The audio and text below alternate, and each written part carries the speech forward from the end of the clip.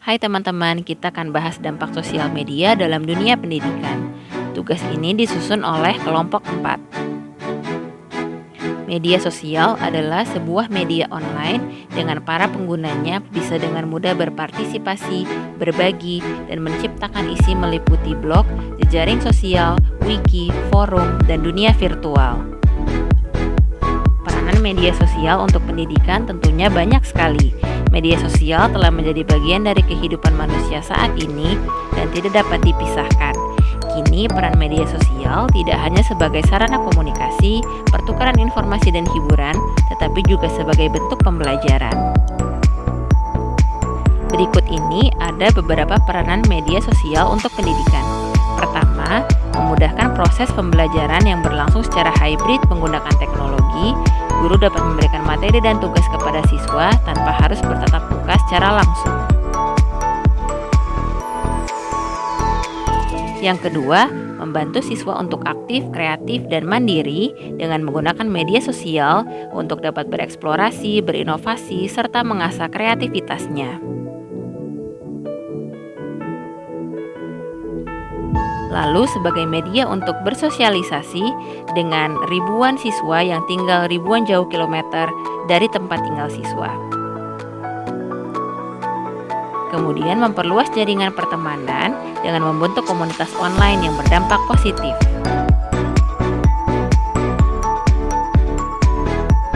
Meningkatkan motivasi belajar karena tergabung dengan komunitas pertemanan yang positif, otomatis motivasi belajar akan meningkat.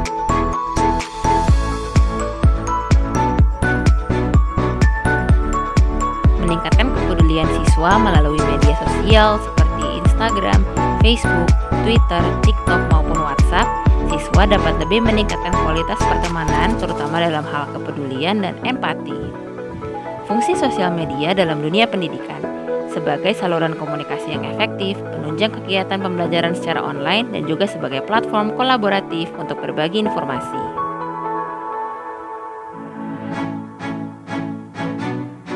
Dapat mendorong metode pengajaran baru yang menarik dan efisien, serta sebagai sarana belajar mandiri dan kreatif. Dampak positif sosial media dalam pendidikan, yang pertama berkomunikasi jadi mudah, yang kedua memperluas jaringan pertemanan dengan siapa saja. Yang ketiga, mudah mendapatkan informasi yang bermanfaat dengan cepat. Dan keempat, dapat mempraktikkan secara langsung terkait ilmu yang sudah didapatkan. Ada juga dampak negatif dari media sosial. Yang pertama, manajemen waktu yang kurang baik karena fokus dalam bermedia sosial dan juga gadget mengakibatkan malas belajar dan juga mengundur-undur waktu beribadah.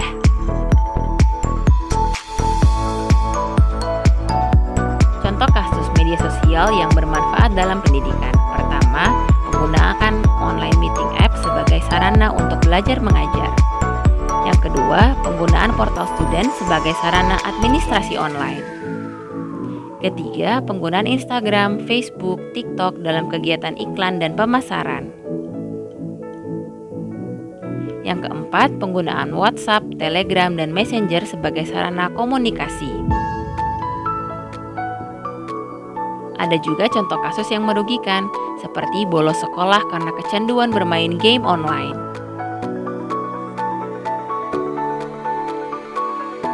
Yang kemudian, cyberbullying. Ada juga yang berdampak pada kesehatan seperti mata merah karena pembuluh darah pecah akibat bermain ponsel.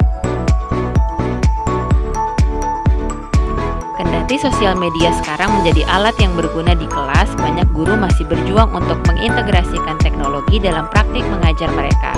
Pertanyaannya, apa tantangan utama pemanfaatan sosial media dalam pembelajaran?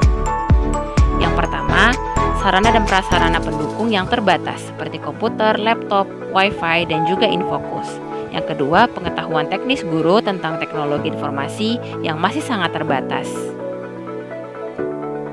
Ketiga, tekanan dari para pemimpin sekolah untuk menegakkan sosial media dalam pengajaran karena mengintegrasikan penggunaan sosial media harus memiliki rencana yang jelas.